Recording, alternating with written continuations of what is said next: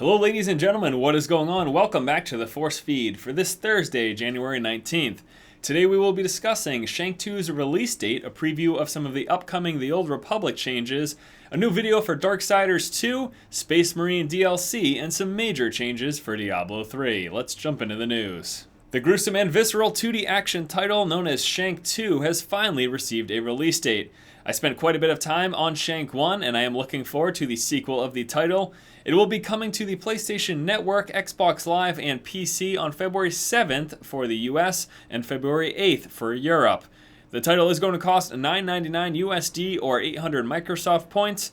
Looking forward to getting my hands on the sequel to Shank. Were you thinking about canceling your Star Wars The Old Republic subscription? Well, hold on just one moment, as there has been a new video released showcasing some of the upcoming changes to the game.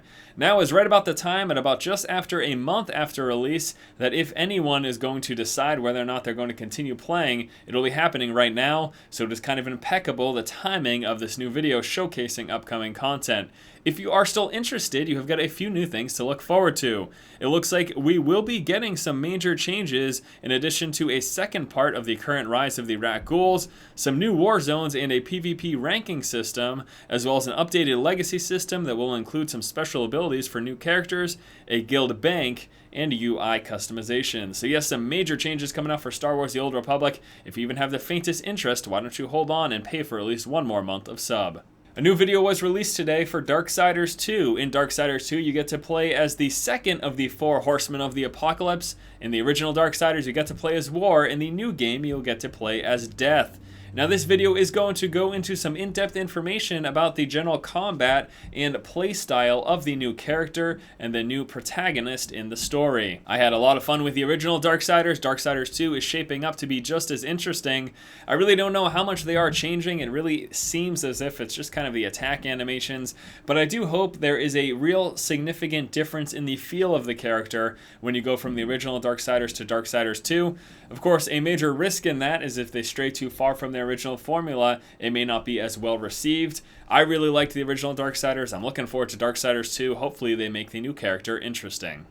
Warhammer 40k Space Marine will be getting its next major DLC next week. In this, for new content, what we're going to expect is a new multiplayer mode known as Dreadnought Assault, which is essentially a zone control with a player-controlled mech warrior. There will also be 3 new multiplayer maps named Desolation, Do Mechanicus, and Chem Refinery. Now the DLC will be coming to the 360, PS3, and PC on January 25th, and it is going to cost $9.99. Blizzard released an article today written by Jay Wilson showcasing some of the major recent changes to Diablo 3. Now these changes are actually pretty significant system changes within the game that are really leaving some people wondering how far are they really in development and if they know what they're doing. They've really done a complete 180 on some of the general gameplay systems in the game, highlighting some of the major changes in this most recent article, where you're going to expect the following: the removal of the Scroll of Identify, the Mystic, the Cauldron of Jordan, and the Nephilim Cube. Yes, all of those things have been removed.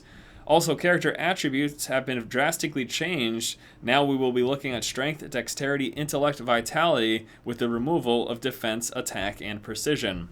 These are some pretty major changes, and again, as I stated before, they're kind of doing a 180 onto some of their gameplay philosophy that they've discussed in the past. One of the major things that they were really trying to drive home with the Diablo 3, specifically looking at the Nephilim Cube and the Cauldron of Jordan, was the fact that you didn't really have to go back to town on a regular basis to sell items in your inventory, and that you were really focused on the combat and staying within the dungeons and within the world and actually fighting enemies. Well, that has now drastically changed. Without those two things, you are now forced to go back to town using the newly implemented town portal. So pretty interesting decisions, and I really am interested to hear what you guys think about this and these most recent changes. And that is going to lead us right into our user question for today. Now, if you would like your question answered, send them to theforcefeed@forcestrategygaming.com, and you may see it answered at the end of the show. Today's question comes from Sebastian, and he asks, do you think that Blizzard is putting forward new information now as to change in system content to keep up interest in Diablo 3, so that they don't lose sales to other similar games such as Guild Wars 2? Furthermore, do you believe they are being strategic in their launch date so as to maximize sales as opposed to actually working on the project for technical reasons? Well, to be quite honest with you, this is something that we actually talked about in our most recent Diablo cast, episode 41. So if you have the time, go ahead and take a listen to that. It's about an hour's worth of content.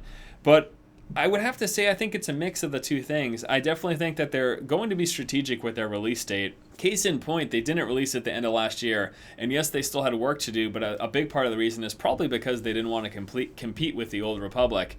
And I think they're probably going to line their release date somewhere before Guild Wars 2, that's going to be my assumption, and probably somewhere around the release of Torchlight 2. I wouldn't be too surprised if those two games were released relatively close to each other, and I'm assuming Blizzard is going to just try to take sales from Torchlight 2.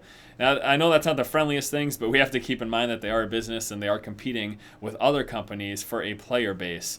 When it comes to the systems themselves, I talked about this in the Diablo cast. I think that some of these changes are good. I definitely disagree with some of these changes, and they have their reasons for doing it. They're not just doing it for any reason. They're not just saying, oh, whatever, we'll just completely change the way the game plays out. They definitely have their reasons, and I could speculate on it for a long time. We did get some explanation in the most recent post from Jay Wilson as to try to explain why they've decided to make these changes, and some of it makes sense to me, some of it also doesn't. End of the day, though, it is their game. The most we can do is voice our opinions, and if we have any major issues with the systems that they've changed, maybe they'll change it before release, or maybe they'll patch it into a future content patch after the game is launched. I am definitely of the opinion that I just want the game to come out as soon as possible, but at the same time, I want it to be a polished product. Let me know what you guys think in relation to this, Diablo 3, their recent changes, or anything talked about in this episode of the Force Feed. And as always, I thank you so much for watching. If you like the content, please subscribe. Stay tuned tomorrow for another episode, keeping you up to date on all the most recent gaming news and announcements. Once again, this has been Force, and you've just been Force Fed.